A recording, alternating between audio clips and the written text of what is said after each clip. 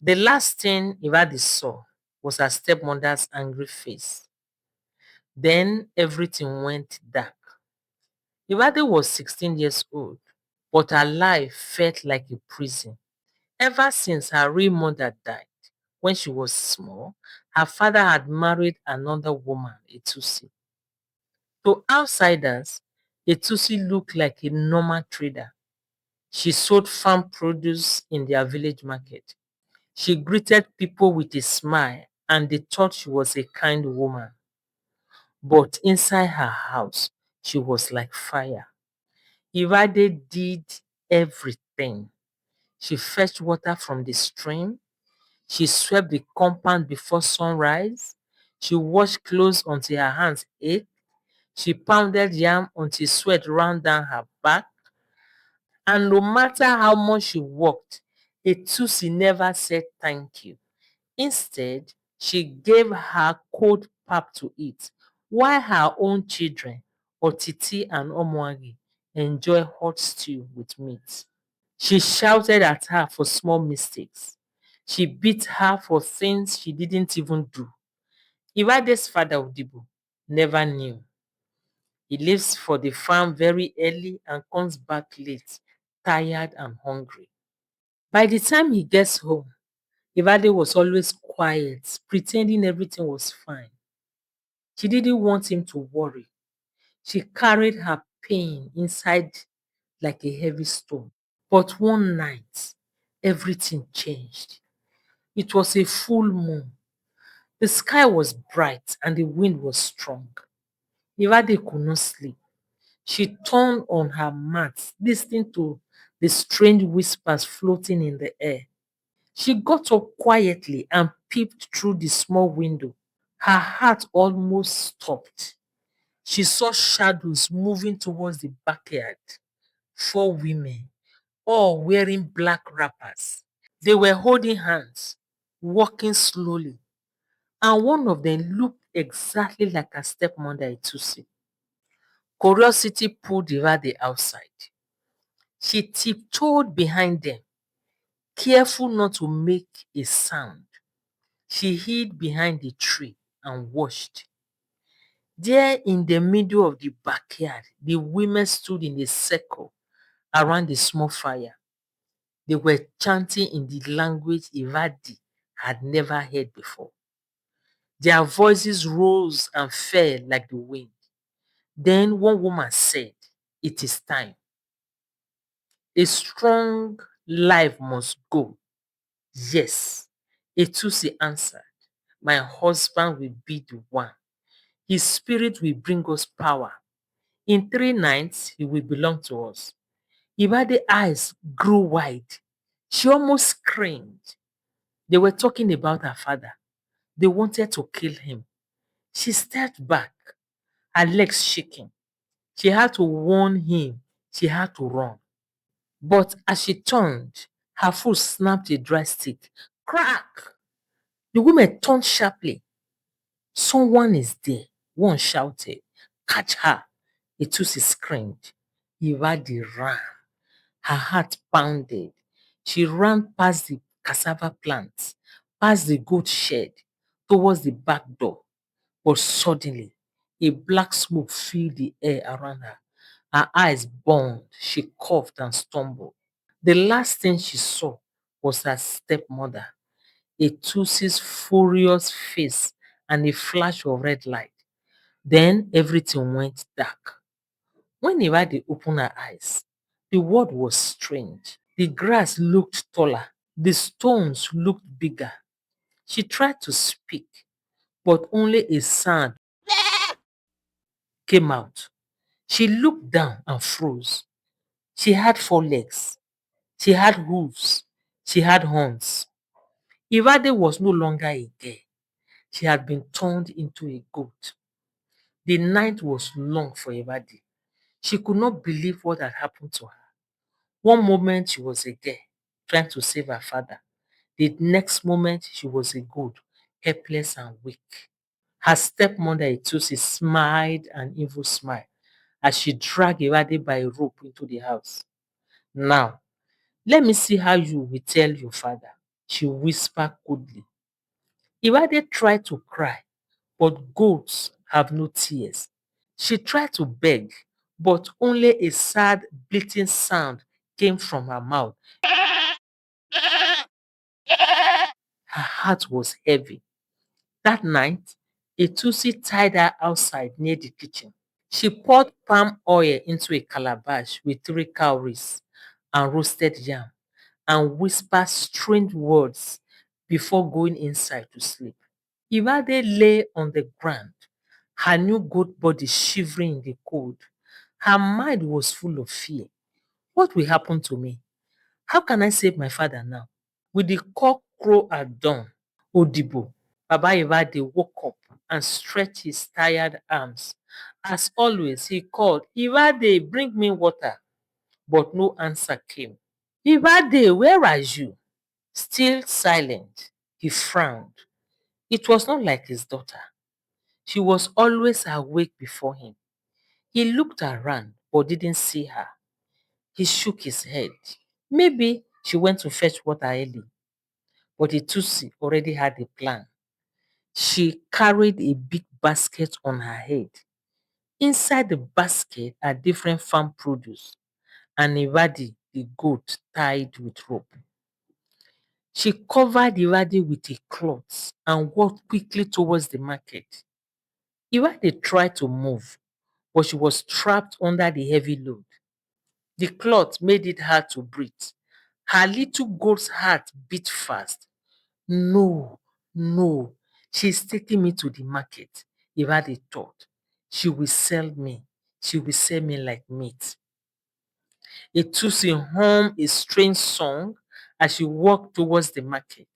Her face looked normal to the villagers she passed, but inside her heart was full of wicked joy. At the market, she set her basket down. She tied Ivade to a short stick beside her table. Strong goat for sale, she shouted. Buy this one, very fat, very healthy. People walked by. Some touched Ivade's back. Some pulled her ears. How much? One woman asked. 80,000, said Itusi. Ah, too much. The woman hissed and walked away. Ivade's goat eyes were wide. She shook her head, trying to beg, but no one understood. They only heard bleating. Her stepmother pinched her secretly. Keep quiet, foolish girl, she whispered. Hours passed. Many people came and left. No one bought the gold. Then a quiet man walked up. His clothes were old. His face was tired. In his hand, he carried a small sack. He looked at Ivadi for a long time. This gold, he said slowly. How much? Etusi's eyes shone. 80,000 naira. The man nodded. What of 60,000 naira? Etusi was willing to give her out for her not to follow her home again. Okay, pay because of you. He gave her the money. She smiled for the first time that morning. Quickly, she untied Ivadi and handed the rope to the man. Ivade's goat heart sank. This is the end, she thought. The man pulled her along the dusty road. He lived at the far end of the village near the big river. His house was small with a palm leaf roof. When he reached home, he tied Ivadi to a post in his backyard. Tomorrow, he muttered, you will make a good stew. Ivadi's legs trembled. She wanted to scream. No, I am not a goat, I am a girl. But bleating sound only came out. The man went inside to rest. Ibade stayed outside, weak and afraid. Her goat eyes scanned the yard. There were calabash, there were firewood, and a small bench. Then she heard soft footsteps. A boy came out. He was around 10 years old, barefooted, wearing a torn blue shirt. His name was Osahon, the man's son. He walked to the goat and bent down. His big eyes stared at Iradi. This goat looks strange, he whispered. Your eyes? They look like human eyes. Irade's goat heart jumped. She tried again. This time, something strange happened. Her mouth moved and a tiny whisper came out. Help me! Help me! The boy was surprised. He jumped back. What? Did you just talk? Ibhade nodded weakly. Yes, I am not a goat. My name is Ibhade. I am a girl. My stepmother did this to me. The boy's mouth opened wide. His heart beat fast. A girl? But how? Goats don't talk. It's true, Ibhade whispered. She turned me into this because I saw her secret. She wants to kill my father. Please don't let them cook me. Osahan scratched his head. He looked around. His father was still inside resting. What do I do? What do I do? He whispered to himself. Hide me, Iradi begged. Please, don't tell anyone. Just keep me safe. The boy nodded slowly. All right, I will help you. But how do we change you back? Iradi shook her head. I don't know. Suddenly, they heard the man's voice from inside. Osahan, come and help me sharpen the knife. The boy froze. His father wanted to kill the goat tonight. Ibade's goat eyes filled with fear. Please, please, she whispered again. Please, don't let them kill me. Osahan's heart raced. He knew he had to act fast. He bent close to her ear and whispered, don't worry, I will find a way. The wind blew strong through the trees. The sun began to set. Etusi sat in her kitchen with her two children cooking and smiling. She thought the goat was already in someone's pot of soup, but she didn't know the goat still had a voice and a boy has heard it. Osahan could not sleep that night. He kept thinking of the goats in the backyard. No, she was not just a goat. She was a girl named Ibhade. He lay on his mat, eyes wide open, listening to his father's snores. The moonlight came through the window and the crickets sang outside. His heart was heavy. What if Papa kills her tomorrow? What if I cannot save her? He turned and turned. Then he sat up. He looked toward the backyard through the small window. He could see the shape of the goat lying quietly under the tree. He tiptoed outside. The ground was cold under his bare feet. He bent beside the goat. Iradi, he whispered. The goat lifted her head slowly. Osahan, she whispered back. Her voice weak but clear. The boy bit his lip. I don't know what to do. My father want to make stew tomorrow. Irade's goat eyes glow with sadness. Please, don't let him. I must leave. I must tell my father the truth. My stepmother wants to kill him in 3 nights. Osahan's hands shook. He was only 10, but he understood the danger. He looked up at the stars and whispered, God help me. Suddenly, he remembered something. There is an old man in the next village. People call him Okoro, the wise elder. They said he knew many secrets. They said he had saved people from sickness and strange happenings before. Osahau leaned close. Ibadi, maybe Okoro can help. If anyone knows how to turn you back, it is him. Ibadi nodded quickly. Yes, please take me there before it is too late. The boy looked back at the house. His father was still asleep.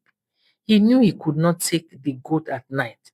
It was too dark and the bush path was dangerous. He would have to wait until morning. The cock crowed early.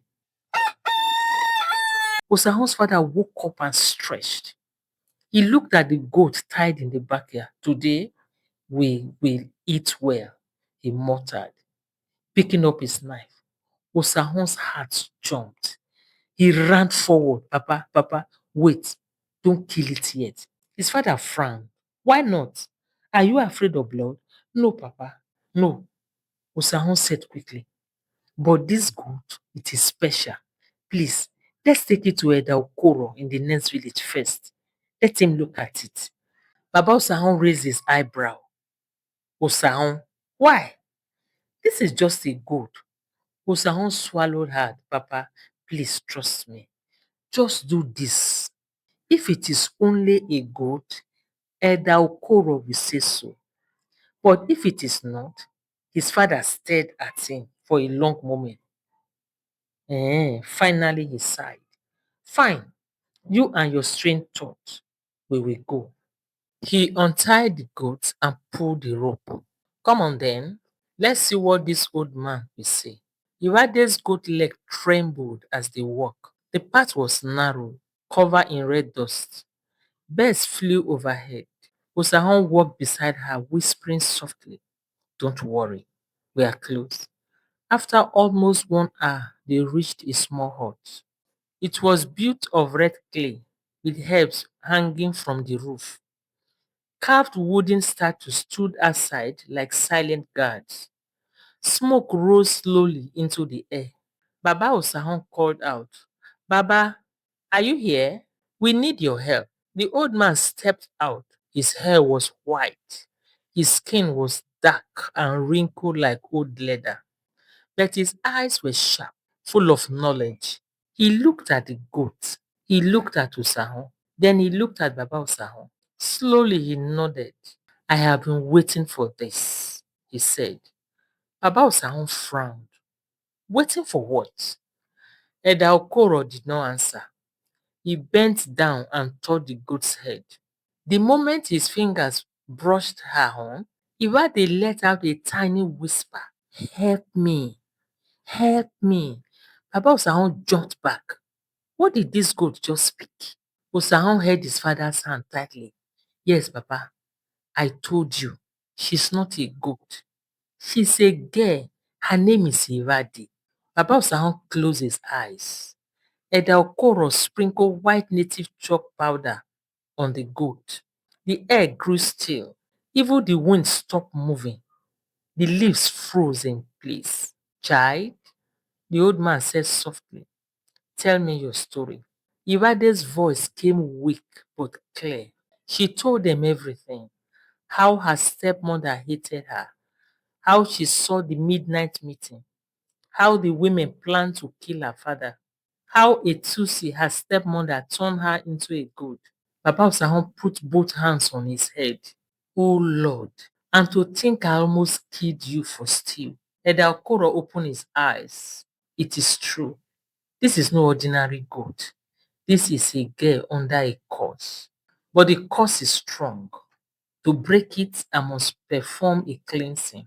He spread the mat on the ground and placed the goat upon it. He brought out a small calabash filled with herbs. He sprinkled water on her back. He began to chant in a low voice. The ground trembled. The trees shook. The smoke from the roof turned white. Then slowly, Irade began to change. Her horns shrank.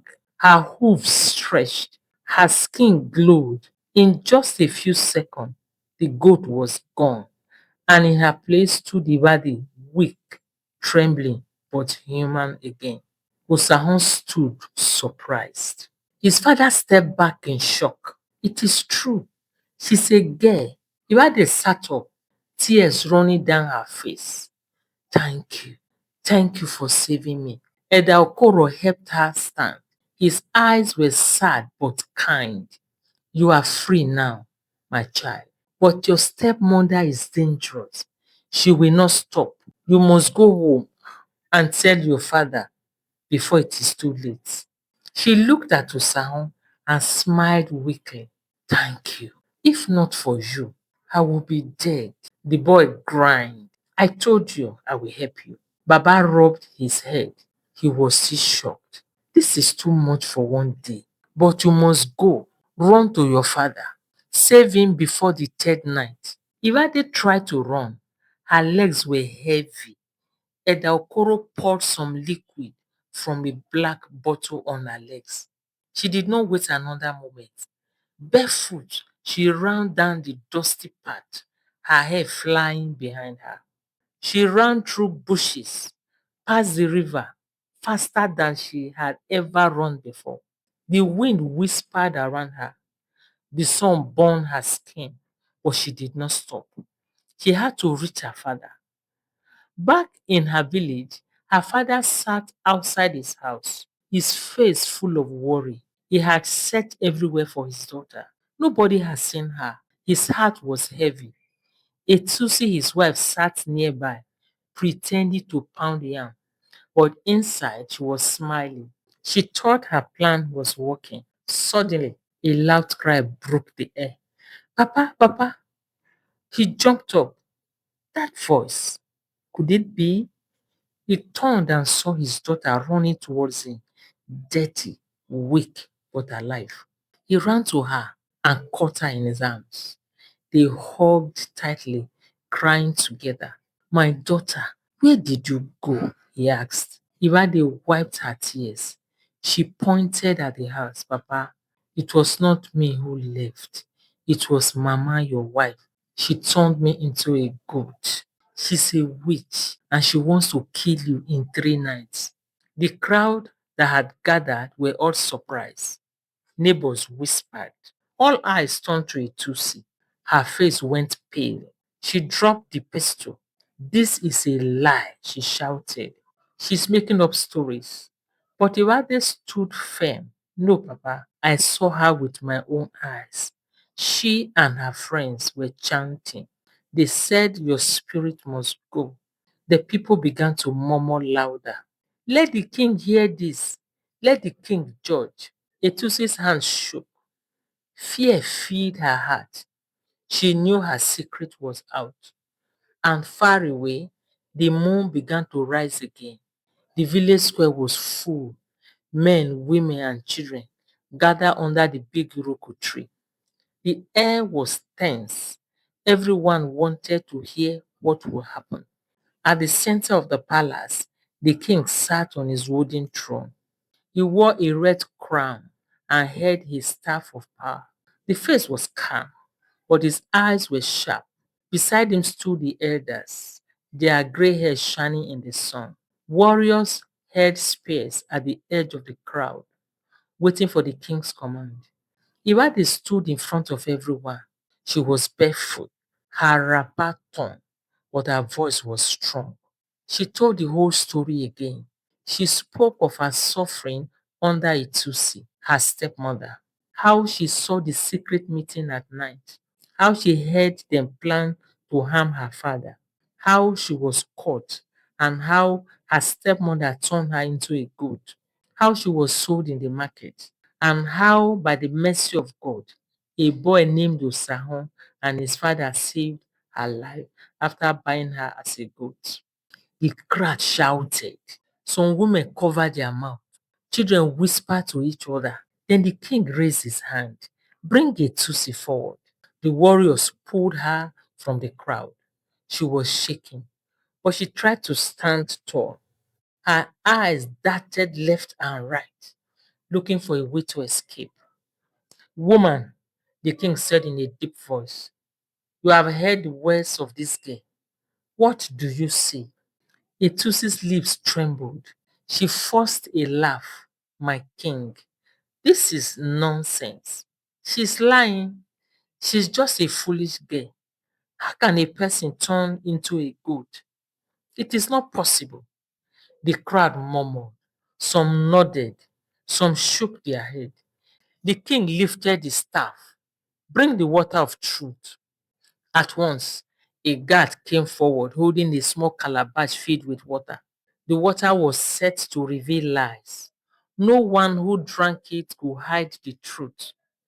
Drink, the king commanded. Etusi's hand shook as she took the calabash. Sweat rolled down her face.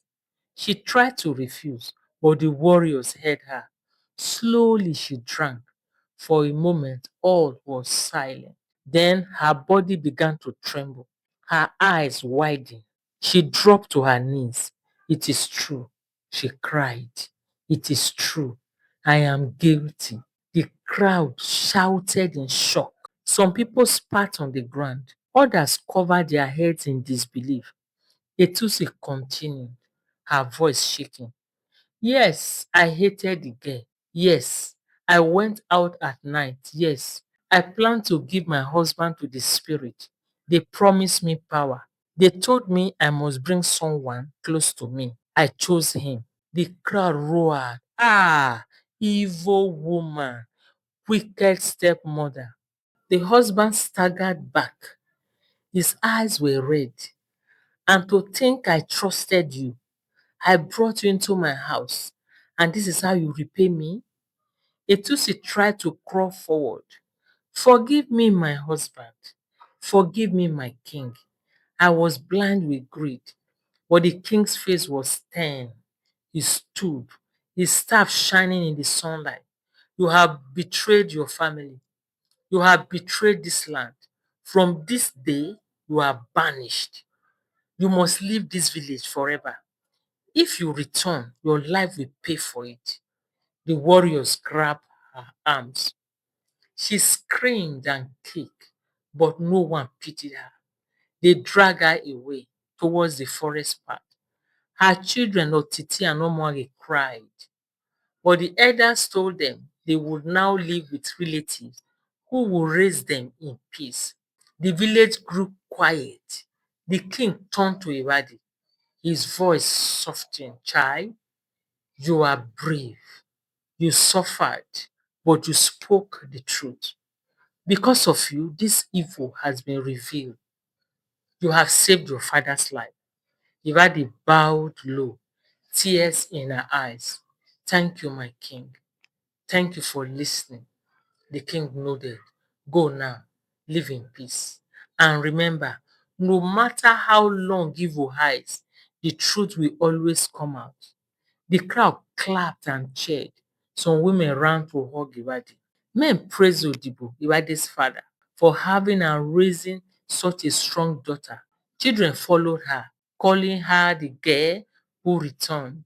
That evening, the compound was quiet again, but this time it was a quiet filled with peace, not fear. Odibo sat with his daughter Ibhade in front of their house. He held her hand tightly. My daughter, forgive me. I did not see your pain. I did not protect you from that woman. But I promise from today, no one will ever hurt you again. Ibhade leaned on his shoulder, his eyes wet but shining. I forgive you, Papa. I am just happy to be home. The wind blew softly through the trees. The moon rose over the rooftops. Far away, Usahon sat outside a small house in the other village. He looked at the stars and smiled. He knew he had helped save the girl who was almost lost forever. And so the story ended, not with fear, but with hope. Evil may hide, but the truth always finds a way to shine. Thank you for watching. I hope you enjoy Iwade's journey of bravery and truth. Don't forget to like, share, and subscribe for more amazing stories. Until next time, remember, no matter how dark the night, the truth will always find its way to the light. See you in the next video.